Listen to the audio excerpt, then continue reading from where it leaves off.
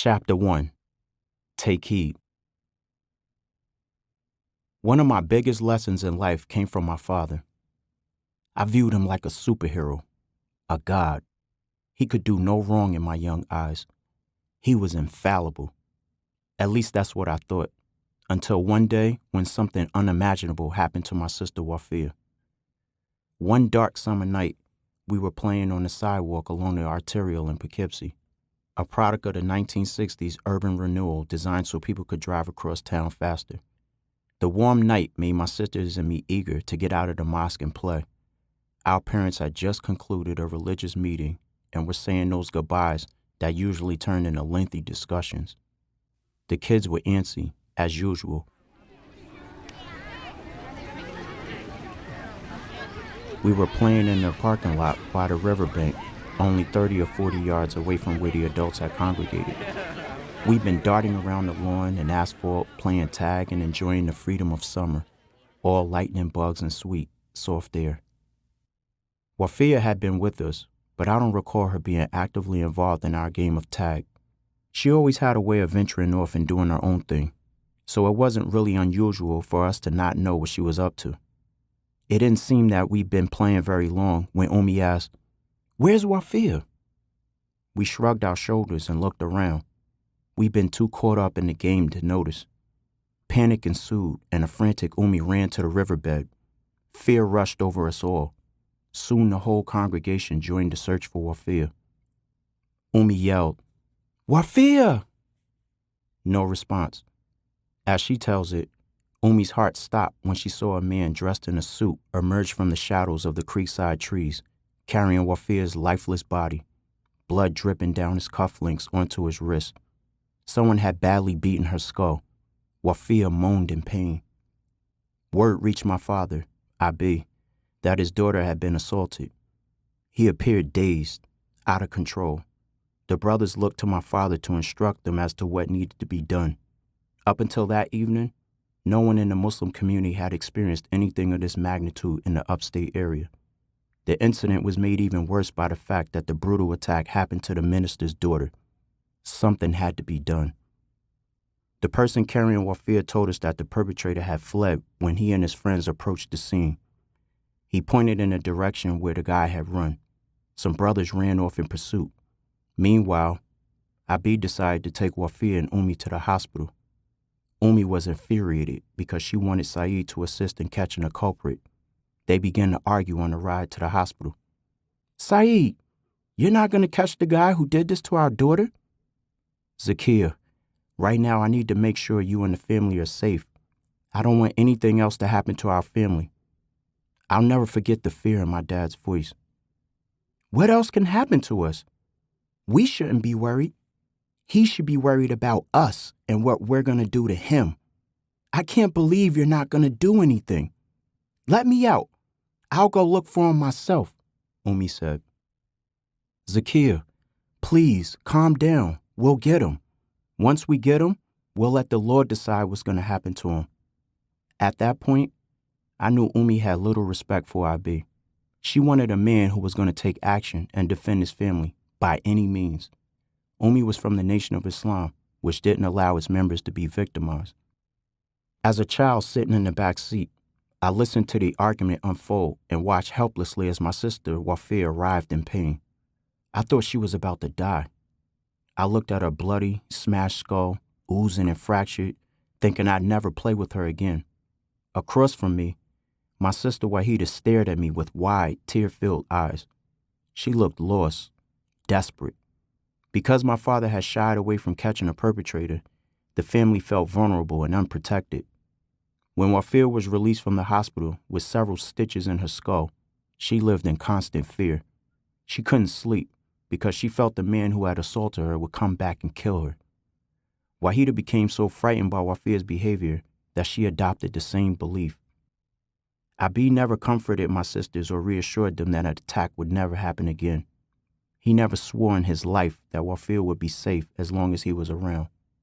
Wafia did not feel that she was safe until Umi came to love and comfort her. The nightmares continued for a long time until she finally outgrew them. Eventually, the police apprehended the man. The perp who'd assaulted my sister turned out to be a child molester and substance abuser. Though he crushed Wafia's skull with a rock, he was given only a small sentence. It was by the grace of Almighty God Allah that the stranger discovered Wafia, because the blow to her head could have been fatal had she not been found so quickly. This was my introduction to my father's manhood and to the unfair criminal justice system in America. No son wants to believe that his father is a punk, so I disregarded the incident, thinking it an isolated event. Sometimes the punishment doesn't fit the crime, sometimes the crime doesn't fit the punishment. But my father's manhood would be further defined for me the day someone stole my bike. I desperately wanted my own bike, tired of having to share bikes with the kids in the neighborhood. So Abi surprised me when I was about 10 years old by buying me a black and gray BMX. All the kids in the neighborhood thought the bike was really nice. We'd take turns riding each other's bikes, and mine officially made the cut of dope bikes to ride. I'd only had the bike for a couple of weeks when, one day when I decided to take a quick bathroom break and grab a drink, it went missing. We lived at 236 Manchester Street in Poughkeepsie at the time, a two-family suburban home with a porch. We lived on the top floor, and Umi and Abi ran a school and daycare center on the bottom floor. That day, I left my bike outside in front of the porch as I always did. When I came back out, the bike had vanished. I thought initially some of the kids in the neighborhood were playing a joke on me. I went back into the house. Abi, my bike's missing. Look more diligently, he said calmly, as though I'd misplaced the bike. Giving him the benefit of the doubt, I retraced my steps, which was literally to the front porch. I went back inside. I'm sure my bike's been stolen, I said, thinking this would jolt a ferocious response like, how dare somebody take my son's bike? But no, he placed the burden on me to retrieve my bike. He made it seem that I'd been irresponsible. Since Abi wouldn't help, I went back outside and began to conduct my own investigation, visiting the homes of my friends and thinking that I would eventually find my bike somewhere in the neighborhood. To my dismay, I came up empty-handed. I got a lead from a boy down the block who said he'd seen a kid get on a bike and ride away. He pointed out the direction the thief had gone and gave me a detailed description of what he looked like. The kid and I were really cool, and he knew how much that bike meant to me, so I think that's why he was willing to help me out. With tears in my eyes, I returned home. Abi, I know who took my bike. My friends saw him. I know what he looks like. Why don't you follow the lead? He said, not seeming to care. But Abi, it's blocks away, I said, too nervous to admit that I wasn't comfortable wandering out of my usual territory. It felt like I was talking to a brick wall, and I got hot. I felt like I wanted to punch something. Umi overheard Abi and I discussing my bike and stepped in. Saeed, are you serious? You're not going to help your son get his bike back? Zakia, he needs to do this on his own. This will help him learn to be a man. Umi and I both knew that Abi was being held back by fear. He didn't want to help me because he felt unprepared to handle any confrontation. Umi was another story altogether. She'd been frying quarter and chicken halves at the time. She stopped frying, cleaned herself up, and said, "Point me in the direction of your bike." She scowled at Saeed on the way out. Umi dragged me along the streets like Oprah dragged Harpo in The Color Purple. She seemed angrier about the bike than I was at this point, walking with fervor at a pace I could barely keep up with. Her eyes were focused narrowly ahead, as if she were hunting prey to eat back at the house along with our chicken. I actually trembled for whoever had taken the bike. I'd never seen Umi so angry. I don't know if her anger was more of a result of Abi's lack of initiative or the theft of a Muslim's bicycle. Probably a combination of both.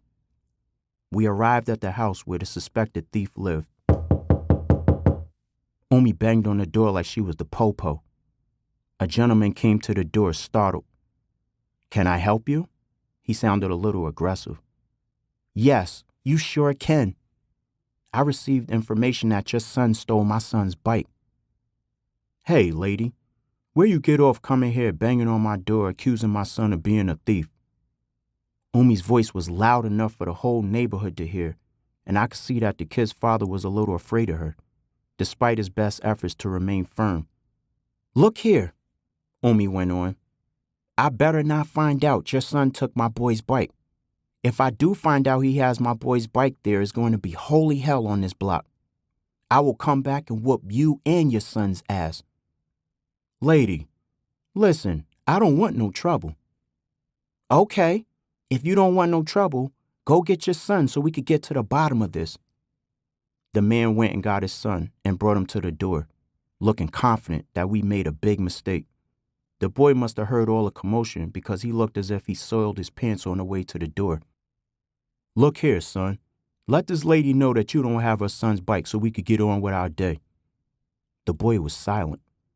"I'm going to give you this one chance to come clean and give my son back his bike," Umi stated with authority. The boy moved like Umi was threatening his life. He went to the side of the house and came back with my bike. His father looked as if he'd just seen a ghost. He emptied more apologies in a minute than I heard in my entire youthful life. But Umi wasn't finished. She looked the little boy in his eyes. Her stare was so intense as if she grabbed him by the collar. "If I ever see you on my block again, or you attempt to take something from me or my family, I will hunt you down." She turned to the father. "As for you, sir, I should press charges against your son. You better get a grip on your kid before I have to." "No, ma'am. I understand. Pressing charges is not necessary. I didn't know my kid did something like this to your nice family. Don't worry. I'll take care of it." As if to prove his point, the father slapped his son upside the head and told him to go to his room. With a final warning, Umi turned to leave, and I followed silently. On the way home, Umi and I were quiet. She was still too angry to speak. I was so proud to have my bike back, though I was sad that Abi hadn't been the one to speak up for me. I wanted Abi to be my hero that day, but instead I witnessed the power and strength of my mother. I'd never witnessed anything like that from a woman before. The power that Umi commanded showed me what I would need to grow into as a man. Umi downplays this day as something she simply needed to do for her son. For me, it held far more meaning. This was when I began to rely on Umi's strength, guidance, and tenacity to see me through life's hardships and challenges. I could share a plethora of stories about Umi. Her impact in my life has been paramount. I learned to stand up for myself that day. No father, uncle, or older cousin taught me how to be a man. A woman with the strength of Harriet Tubman and conviction of Sojourner Truth taught me how to be a man in this world. Abi looked like a shamed, wet dog when we brought that bike home. He tried to act supportive, but the damage had been done.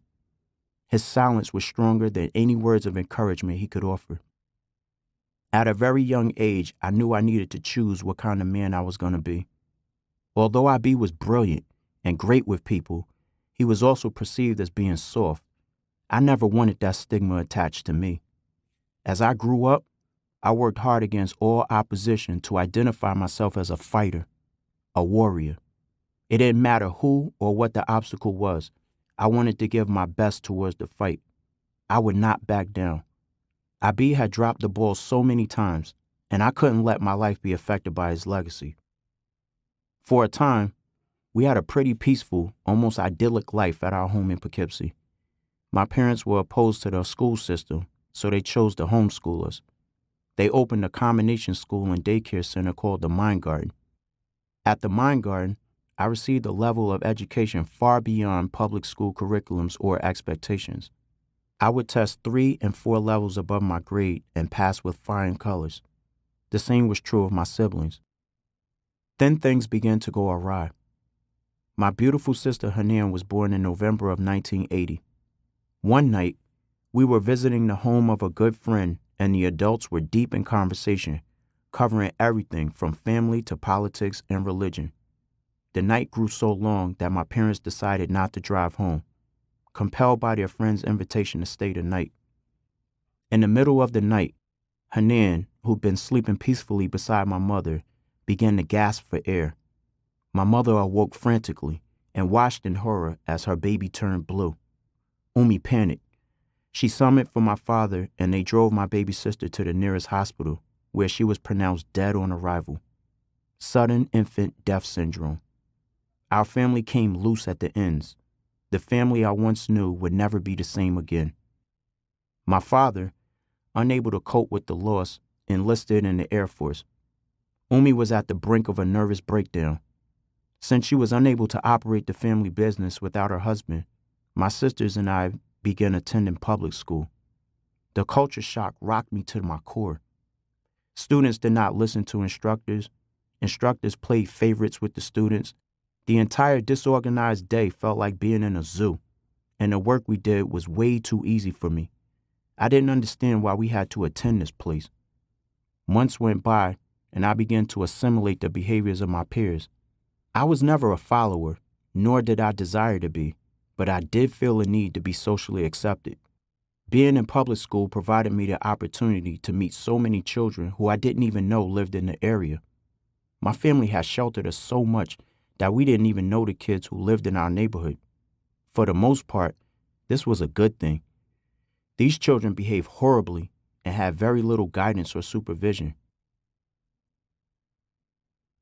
I got into a lot of fights in grade school because some of the kids would pick on me and my sisters. We were easy targets. We dressed funny, talked funny, walked funny, and oddly enough, had a desire to learn. My mother made our clothes. She stuck to the principles of modesty for the girls, with long dresses and head wraps, and designed my shirts and pants in the Pan-African style. To make matters worse, my mother did not know how to do hair, so my sisters suffered because they did not have contemporary hairstyles. My father cut my hair.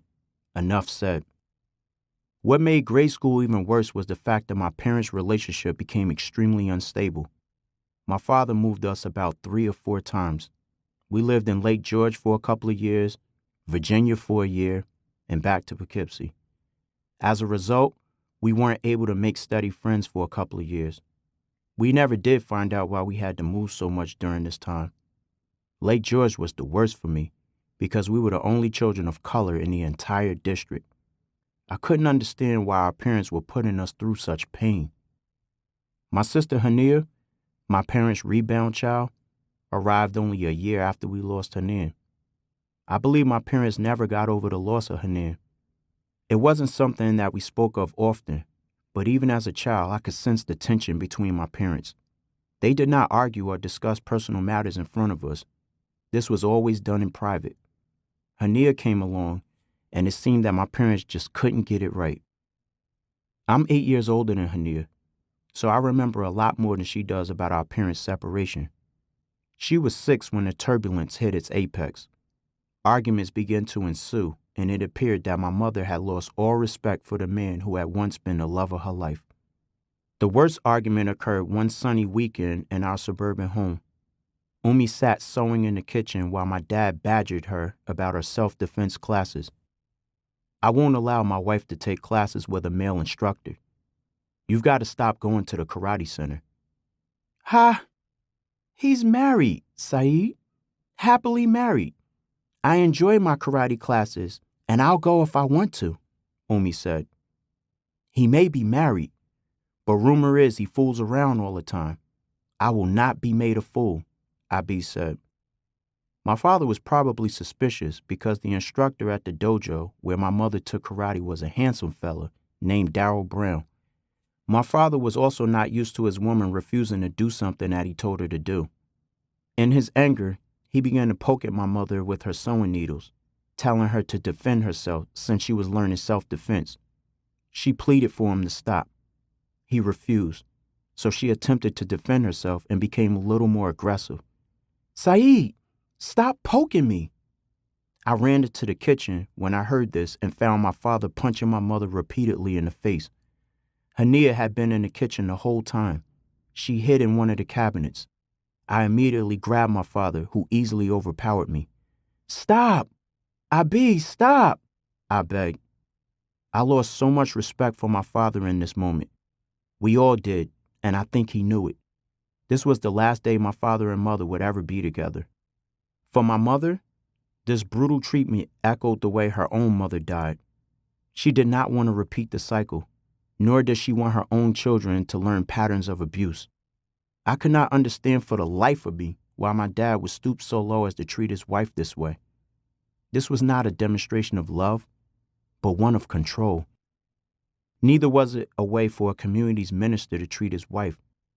I had listened to this man's every word regarding God, religion, family, and life. He had been my everything.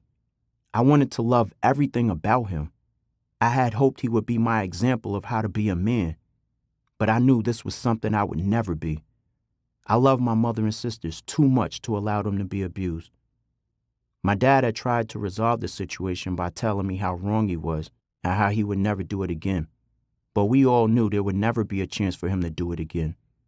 I could see his shame. My dad usually spoke to me with confidence, but this time he was melancholy. He didn't even look at me. He stumbled over his words and spoke in a soft, desperate tone. I was about 13 when this incident occurred, and I knew that from then on, I would have to be the man in our family.